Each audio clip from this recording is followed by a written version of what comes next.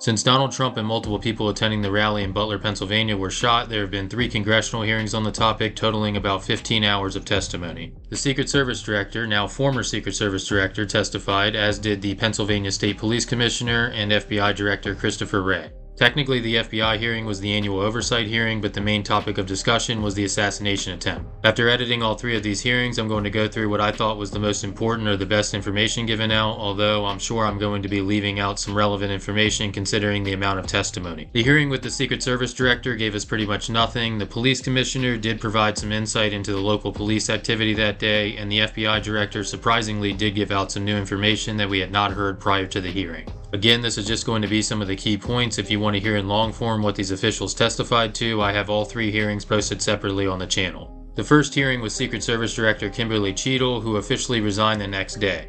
For the most part, she refused to answer any questions or give out any relevant information. Considering the way Washington works, she had already resigned, aka was told she had to resign, and they rolled her out for the hearing knowing she would stonewall any legitimate questions about the Secret Service plan or operations on the day of the shooting.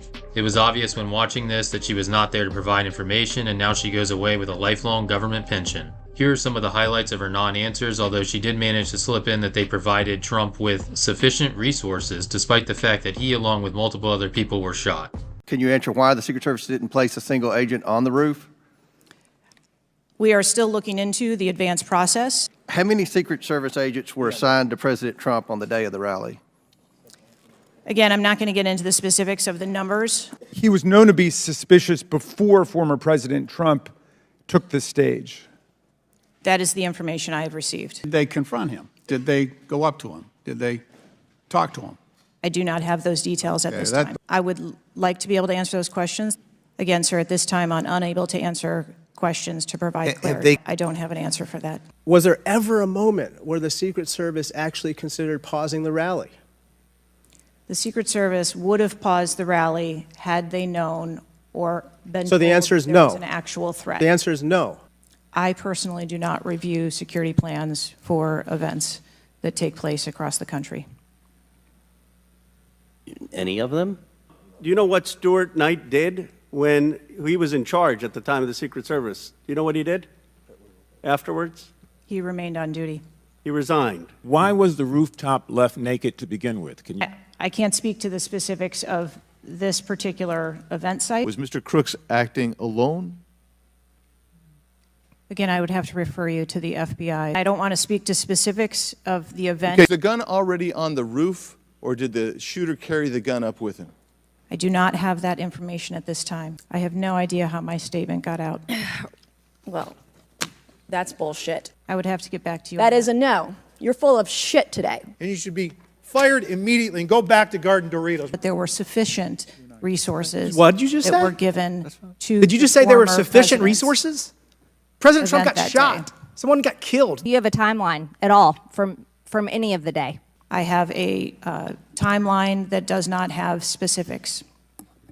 That's shocking. The second hearing was the Commissioner of the Pennsylvania State Police. The sentiment I've seen from most people online is that they didn't even know this hearing took place, likely because the Secret Service Director hearing dominated the news cycle as it was the first hearing after the shooting. A lot of questions have been raised about the sniper teams located in the building directly behind the rooftop that Crooks shot from and why they didn't see or stop him on the roof. According to the commissioner, that team was the one who took the picture of Crooks from the window, and they later left their post to search for him in the area, which is the claim of why they did not see him from their position. I will leave it up to you whether or not you believe that is the reason. He stated that the Secret Service did not use any drones that day, and he confirmed the obvious that the slope of the roof was not an issue that would have prevented the sniper team from being placed there. The last thing of note was that they had a command post set up for law enforcement with multiple different agencies represented, so the media reporting that they were not in contact with each other doesn't hold water.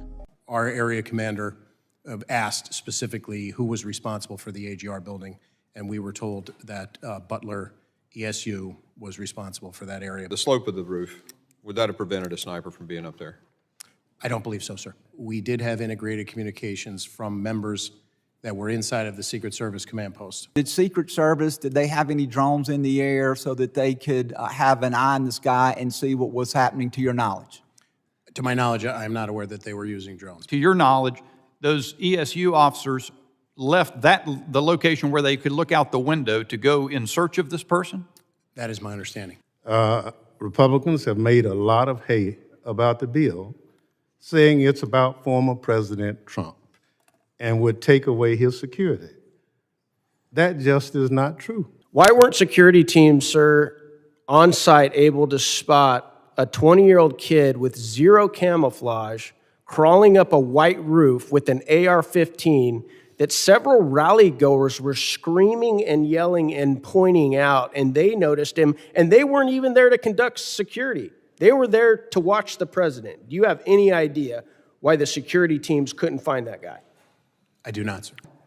From this viewpoint, there's some videos that make it look like he's more this direction, but from the perception, it kind of is confusing. But he was more towards that opposite side. This window, second story, it's the second window from the right side. That window has this view where they could clearly, those ESU officers that were stationed, given access by the property owner to that window, could see the shooter had they been stayed in that man position. Then we have the testimony of FBI Director Christopher Wray. Usually known for his unwillingness to answer any questions that would hurt the FBI propaganda narrative, he actually did provide some new information that had not been previously leaked to the press. Although he did suggest Trump might not have been shot, which 2 days later the FBI said they have confirmed he was shot, but they did keep that narrative going as long as they could. Leading up to the shooting, according to the FBI, crooks searched how far away was Oswald from Kennedy, among other searches related to political figures, and the Oswald search was on the same day he registered for the Butler rally. He stated there were 8 cartridges found on the roof, which lines up with the police body camera footage that was released after the Wray testimony. Wray confirmed that crooks flew a drone over the area around the building earlier in the day, and that they have no evidence he had any accomplices. 3 explosive devices were found, 2 being in his car and 1 at his home, although according to the FBI, the devices were turned off despite the fact that the shooter had a detonator with him on the roof. There's been a lot of talk about how he was able to get up on the roof. I have theorized about it in my videos after looking at the pictures, but Wray claimed, quote, it was not clear if he used a ladder to get on the roof. Given the information we have at this point, it appears as though the law enforcement narrative is that the 2 ladders visible on the side of the AGR building were both placed there by police after the shooting. In addition to that, Wray said the ladder was not found near the roof or near his car. Another new piece of information was that the rifle supposedly had a collapsible stock, which makes more sense in terms of putting it in a backpack before taking it out on the rooftop. We have recovered 8 cartridges on the roof. At this point, have you developed any evidence to so suggest that there are any accomplices or cooperators or assisters? Not at this time. We have recovered a drone that the shooter appears to have used, explosive devices. Yep. We've recovered 3 devices, 2 in his vehicle and 1 back in his residence. Was the shooter on the FBI's radar in any way prior to the assassination attempt? We did not have any information about the shooter. He was not in our holdings before the shooting. You can count on me to be straight with you, sir. We'll see. We did not find the ladder at the scene, so it's not clear that he used the ladder to get on top of the roof. He did a Google search for, quote, how far away was Oswald from Kennedy? That is the same day that it appears that he registered for the Butler rally. Do you know where the 5-foot ladder was found or retrieved? Was it near the roof or was it still in his vehicle? Neither. You know, a lot of people describe him as a loner. That does kind of fit with what we're seeing in his devices. Ultimately, I don't think these hearings change the mind of anyone. Most people are still going to either think that this was law enforcement incompetence or you think that the rooftop was purposely left open. There is a third option, which is that you are someone like Joy Reid who eats up ridiculous government narratives and promotes propaganda every day, but all of a sudden, because of your TDS, you think the shooting that was on live TV and live streamed online is somehow questionable. What is the actual injury to Donald Trump's ear that's under that bandage? Shouldn't we know that by now? It's weird. And there doesn't seem to be a whole lot of curiosity about it, you know, in the sort of media world, you know, my profession. It's weird, right? Where are the FOIAs? Why isn't the New York Times, like, aggressively pursuing his medical records? It's just weird. Just a strange thing that I've noticed. And I don't know if you guys have noticed it too, but it's weird. Well, let me just be clear. I got into Harvard only because of affirmative action.